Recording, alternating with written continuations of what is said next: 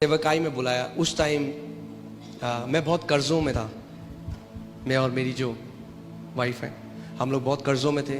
Bank वालों से phone आते थे, और आपको पता है जब बैंक वाले कर्ज़े के लिए फ़ोन करते हैं तो कितनी बदतमीज़ से बात करते हैं। और वो एक ऐसा समय था जब वो बहुत हार्ड था हमारे लिए फाइनेंशियली। हमें पता नहीं था कि क्या हम करें।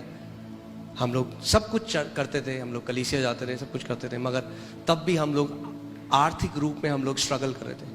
और एक दिन जब मैं परमेश्वर का वचन पढ़ रहा था, इफिसियों 1:3, तो उसमें लिखा था, blessed be the God and Father of our Lord Jesus Christ who has blessed us with every spiritual blessing in the heavenly places in Christ Jesus. धन्य है हमारा परमेश्वर और हमारे प्रभु यीशु मसीह का पिता, जिसने हमें आत्मिक स्थानों में हर एक आत्मिक आशीष दे दी है मसीह यीशु में। एक मिनट, क्या परमेश्वर का वचन ये कहता है कि वो हमें आशीष देगा? क्या कह रहा है वचन? दे दी है। परमेश्वर का वचन कह रहा है, और कितनी आशीषें दी हैं? दे दी है परमेश्वर ने। आप जानते हैं आपको प्रार्थना करने की जरूरत नहीं है परमेश्वर मुझे आशीष दे, क्योंकि आप परमेश्वर से वो मांग रहे हैं जो उसने पहले ही आपको दे दिया। गॉड ब्लेस मी, अगर आप ये प्रार्थना कर रहे हैं, परमेश्वर कह रहा है पहले ही मैंने कर दिया है। मगर क्या कह रहा है, मेरे लोग क्यों नाश हो रहे हैं? मेरे वचन के ज्ञान की कमी के कारण। जब मैंने ये वचन को पढ़ा तो मैं रुक गया। मैंने कहा परमेश्वर, आपका वचन तो कह रहा है कि आपने मुझे सारी आत्मिक आशीषों से आशीषित करा है, फिर मेरा जीवन ऐसा क्यों है? तो मैंने एक निर्णय लिया। मैंने सोचा मैं इस बात से नहीं जाऊंगा कि मेरी परिस्थिति कैसी है, मेरी फिजिकल सर्कमस्टेंसेस कैसी हैं। मैं इस बात पे खड़ा हो जाऊंगा परमेश्वर का वचन मेरे लिए क्या कहता है। और मैंने सोचा कि मैं उस बीज बोने वाले की तरह बन जाऊंगा। सो मैं कमरे में गया, मैंने दरवाजा बंद किया, और 3 घंटे तक मैं केवल इस आयत को बोलता रहा। 3 घंटे तक। और मैं कहने लग गया, परमेश्वर आपका धन्यवाद हो, क्योंकि आपने मुझे सारी आत्मिक आशीषें दे दी हैं। बार बार। क्योंकि विश्वास कैसे आता है? सुनने से। और सुनना किस चीज से होता है? परमेश्वर के वचन से। जब कभी परमेश्वर का वचन आपके कान में पड़ता है और आपके हृदय में जाता है, विश्वास को प्रोड्यूस करता है।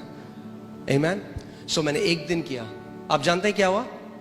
कुछ भी नहीं, क्योंकि एक दिन में कुछ नहीं होगा।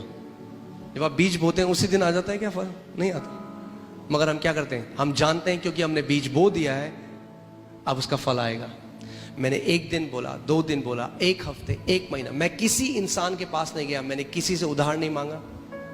हमें तब भी फोन आ रहे थे बैंक से, हमारे साथ तब भी वो लोग जो भी बोल रहे थे। मैं परमेश्वर के पास गया। मैंने कहा प्रभु, यूहन्ना 17:17 में प्रभु यीशु मसीह ने कहा कि पिता तेरा वचन सत्य है। क्या है तेरा वचन? मैं आज आपको एक बात बताना चाहता हूं। जो कुछ भी आप इस समय आपके साथ हो रहा है, जो भी आपकी परिस्थितियां हैं, अगर वो गलत हैं, वो एक तथ्य है। मगर परमेश्वर का वचन क्या है? वो सत्य है। तथ्य और सत्य में एक अंतर है। तथ्य बदल जाता है, सत्य कभी नहीं बदलता। तो मैंने परमेश्वर को रोज बोलना शुरू किया। मैंने कहा प्रभु धन्यवाद। जितना ज्यादा मैं बोलता गया, हल्के हल्के क्या हुआ, वो वचन मेरे कान में पड़ता गया और मेरे अंदर विश्वास आने लग गया।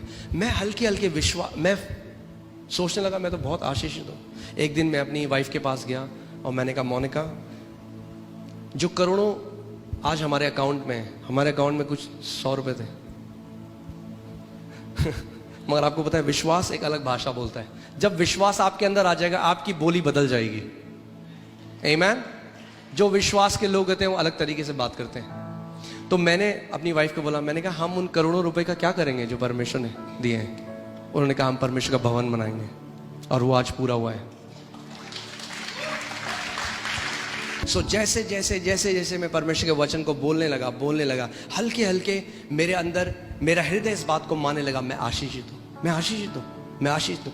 और जब मैं उसको मानने लगा, प्रभु यीशु मसीह ने हर बार क्या बोला? जैसा तेरा विश्वास है वैसा ही तेरे साथ हो। और केवल एक आयत, कितनी आयत? इफिसियों 1:3।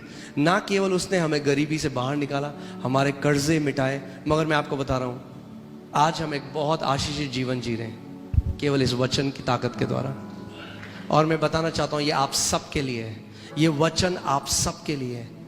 उसने हम सबको सारी आशीषें आत्मिक स्थानों में दी।